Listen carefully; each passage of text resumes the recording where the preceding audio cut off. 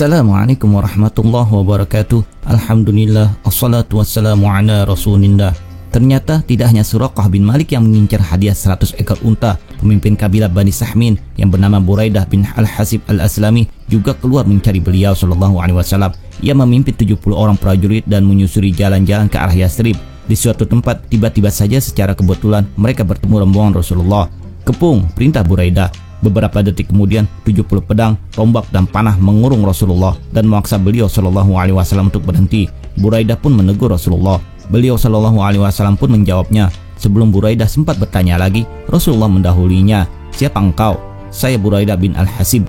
Dengan tenang Rasulullah berkata kepada Abu Bakar, mudah-mudahan suasana mencekam ini kembali menjadi lebih baik. Kemudian beliau SAW memandang kembali Buraidah dan bertanya, dari keturunan siapa anda? Dari desa Aslam, keturunan Sahmin. Kembali Rasulullah memalingkan wajahnya ke Abu Bakar dan berkata, kita telah selamat dan keluar dari jangkauan panah mereka. Siapa engkau? Kali ini Buraidah yang bertanya. Saya Muhammad bin Abdullah bin Abdul Muttalib. Dengan kehendak Allah, saat itu juga Buraidah mengucapkan 2 kalimat syahadat dan memeluk Islam. Melihat pemimpin mereka memeluk Islam, 70 orang pasukan pengepung pun mengikuti jejaknya. Setelah itu, Buraidah dan pasukannya mengawal rombongan Rasulullah sampai keluar dari wilayah mereka. Ketika sampai di Al-Arju, lembah yang jalanan menurun tajam, Rasulullah dan Abu Bakar dengan pemandu jalan mengalami kesulitan oleh beban perbekalan yang dibawa. Semua turun dari unta dan menuntun hewan perkasa tersebut dengan sangat berhati-hati. Untung saja di tengah kesulitan yang membahayakan itu, muncul Aus bin Hajar, orang yang sudah memeluk Islam. Rasulullah pun dinaikkan ke atas unta Aus bin Hajar yang bernama Ibnu Ar-Rada. Bersama Aus bin Hajar ikut pula budaknya, Mas'ud bin Hunaidah. Pemandu jalan Rasulullah masih di lembah Al-Arju menuntun unta perbekalan. Ketika pemandu jalan Rasulullah keluar dari Al-Arju, perjalanan dilanjutkan melewati Thaniyatul Ghabir, di sebelah kanan Raqubah, terus melewati kabilah Rim. Tidak jauh kemudian Rasulullah sampai di Quba tepat pada hari Senin tanggal 12 Rabiul Awal. Kaum muslimin di Yathrib sudah mendengar bahwa Rasulullah telah meninggalkan Mekah. Oleh sebab itu mereka menanti-nanti dan berharap-harap kedatangan beliau SAW.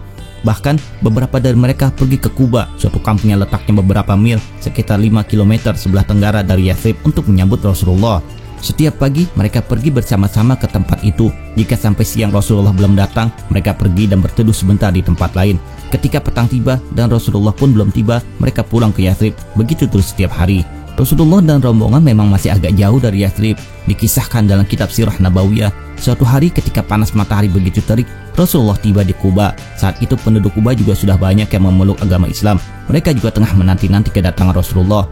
Namun tidak seorang pun yang mengenal wajah Rasulullah dan Abu Bakar. Oleh sebab itu, ketika Rasulullah dan Abu Bakar berteduh di bawah pohon kurma, tidak seorang pun yang datang menyambut. Sampai akhirnya lewatlah seorang Yahudi yang mengenali Rasulullah dan Abu Bakar sedang berteduh di bawah pohon kurma. Orang Yahudi tersebut segera naik ke pohon dan berteriak sekeras-kerasnya, "Hai orang-orang Arab, itulah orang yang kamu harap-harap dan kamu nanti-nanti kedatangannya. Ia telah berada di sini, ia telah datang." Demikian teriak orang Yahudi itu berulang-ulang. Orang-orang Quba datang berduyun-duyun ke tempat Rasulullah berteduh.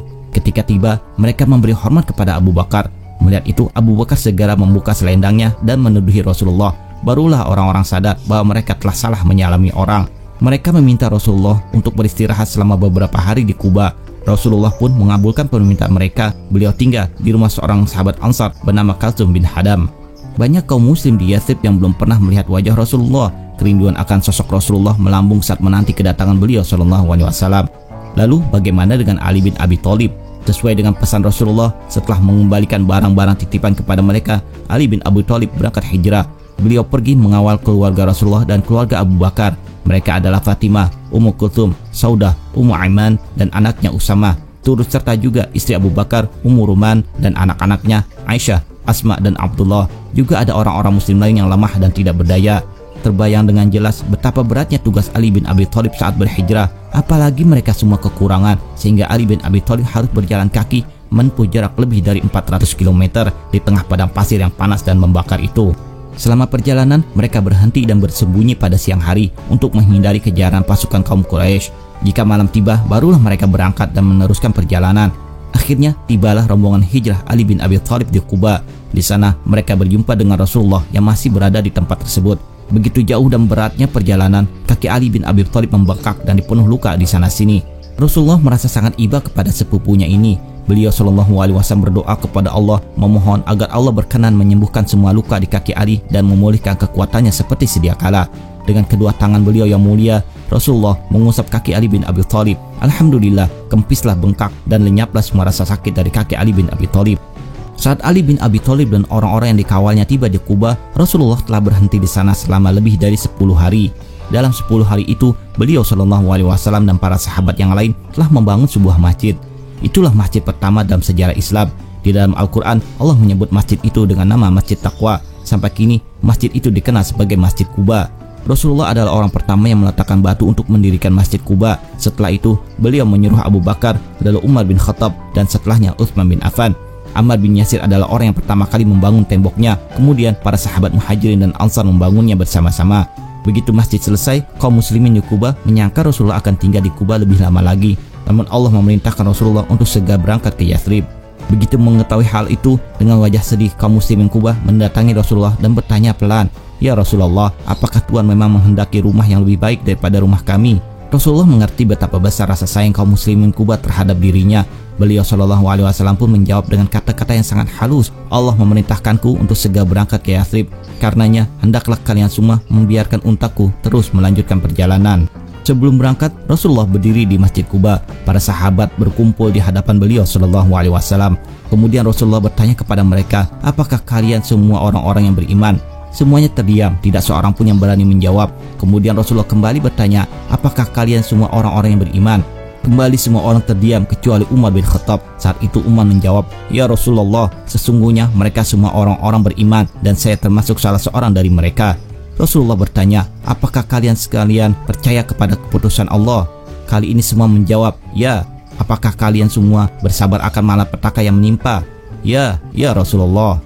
"Dan apakah kalian semua bersyukur saat mendapat kebahagiaan?" "Ya, kami bersyukur wahai Rasulullah." "Demi Allah, kalau begitu kalian semua adalah orang-orang yang beriman." Masjid Quba adalah masjid yang pertama kali dibangun oleh Rasulullah untuk dipergunakan salat. Sebagaimana digambarkan oleh para sejarawan, Masjid Quba memiliki arsitektur yang sangat sederhana. Dindingnya terbuat dari tanah liat, tiang dan atap dari pohon dan pelepah kurma, serta hanya berlantaikan tanah. Ketika kaum muhajirin berniat memunggah masjid tersebut, Rasulullah menolaknya.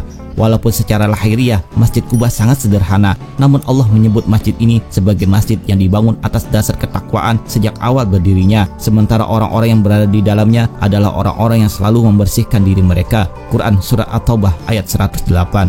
Setelah Masjid Quba berdiri dan menjadi pusat kegiatan umat Islam, mulailah orang-orang munafik merasa tidak tenang atas persaudaraan yang erat di kalangan umat Islam. Kemudian mereka mencari ide bagaimana cara menghancurkan umat Islam dan Rasulullah. Sampai pada akhirnya orang-orang munafik membangun Masjid Dirar yang bagus dan megah. Menurut Thahir bin Asyur yang mengutip pendapat Ibnu Atiyah, sekelompok orang munafik itu berjumlah 12 orang dari Bani Ghanam bin Auf dan Bani Salim bin Auf yang juga merupakan penduduk Madinah yang tinggal di dataran tinggi. Salah satu dari mereka ada yang bernama Abu Amir. Pada masa jahiliyah, Abu Amir ini memeluk agama Nasrani. Setelah Islam datang, ia berkumpul bersama golongan orang-orang munafik. Barulah pada perang Khandaq tahun 5 Hijriah, Abu Amir benar-benar memerangi umat Islam. Karena pasukan kafir Quraisy kalah dalam perang Khandaq, Abu Amir hijrah dan bertempat tinggal di Mekah sampai terjadinya pembebasan kota Mekah oleh umat Islam pada tahun 8 Hijriah. Menurut pendapat yang masyhur, saat itu Abu Amir kabur ke Taif. Ketika penduduk Taif sudah banyak yang memeluk Islam, Abu Amir pergi ke Syam. Dr. Muhammad Said Ramadan Al-Buti dalam kitab beliau Fiqh As-Sirah mengatakan, Ibnu Katsir meriwayatkan dari Sa'id bin Jubair, Urwah, Qatadah dan lainnya bahwa di Madinah ada seorang pendeta yang bernama Abu Amir dari Khazraj. Dia adalah seorang pemeluk Nasrani yang memiliki posisi penting di kalangan kaum Khazraj. Ketika Rasulullah SAW masuk Madinah, menghimpun kekuatan Islam dan membangun peradaban kaum muslimin di sana, Abu Amir merasa tidak senang dengan keberadaan beliau SAW dan menunjukkan bibit permusuhan. Kemudian dia pergi ke Mekah untuk mengumpulkan dukungan kaum kafir Quraisy untuk memerangi Rasulullah. Melihat dakwah Rasulullah yang sudah menyebar luas, dia pun pergi mencari dukungan kepada Raja Romawi. Heraklius menyambut baik kedatangan Abu Amir dan menjanjikan apa yang diinginkannya. Abu Amir pun tinggal di negeri Heraklius sembari mengendalikan kaum munafik di Madinah. Abu Amir mengirim sebuah surat kepada kaum munafik Madinah. Ia menggambarkan bahwa Heraklius akan memberi apa yang mereka inginkan. Abu Amir memerintahkan kaum munafik Madinah untuk membuat markas tempat mereka berkumpul untuk merencanakan aksi-aksi jahat mereka kepada kaum muslim. Kaum munafik kemudian membangun sebuah masjid yang diberi nama Masjid Dirar. Masjid tersebut dibangun dekat Masjid Quba. Ketika Masjid Dirar telah berdiri, kaum munafik menemui Rasulullah dan meminta beliau Shallallahu Alaihi Wasallam untuk sholat di Masjid Dirar sebagai tanda persetujuan Rasul atas berdirinya masjid tersebut. Mereka berdalih masjid ini didirikan untuk orang-orang yang tidak dapat keluar saat malam sangat dingin. Pada waktu itu Rasulullah hendak berangkat ke Tabuk dan beliau mengatakan kepada kaum munafik, kami sekarang mau berangkat, insya Allah nanti setelah pulang. Allah melindungi Rasulullah untuk tidak sholat di masjid tersebut. Beberapa hari sebelum Rasulullah tiba di Madinah, Jibril turun membawa berita tentang Masjid Dirar yang sengaja dibuat untuk memecah belah kaum muslimin. Rasulullah kemudian mengutus sahabat untuk menghancurkan masjid tersebut sebelum Rasul tiba di Madinah. Berkenaan dengan masjid ini, turunlah firman Allah dalam Quran yang artinya, dan di antara orang-orang munafik itu ada orang yang mendirikan masjid untuk menimbulkan kemudaratan pada orang-orang mukmin dan karena kekafirannya, dan untuk memecah belah orang-orang mukmin serta menunggu kedatangan orang-orang yang memerangi Allah dan Rasulnya sejak dahulu. Mereka sesungguhnya bersumpah, kami tidak menghendaki selain kebaikan, dan Allah menjadi saksi bahwa sesungguhnya mereka adalah pendusta dalam sumpahnya. Janganlah kamu sholat dalam masjid itu selama-lamanya. Sesungguhnya masjid yang didirikan atas dasar takwa, yaitu Masjid Quba, sejak hari pertama adalah lebih patut kamu sholat di dalamnya. Di dalamnya ada orang-orang yang ingin membersihkan diri, dan Allah menyukai orang-orang yang bersih. Quran Surah At-Taubah ayat 107 sampai dengan 108. Wallahu a'lam bishawab. Demikian kisah yang dapat kami sampaikan. Semoga bermanfaat. Mohon maaf apabila ada kesalahan. Terima kasih telah menonton. Assalamualaikum.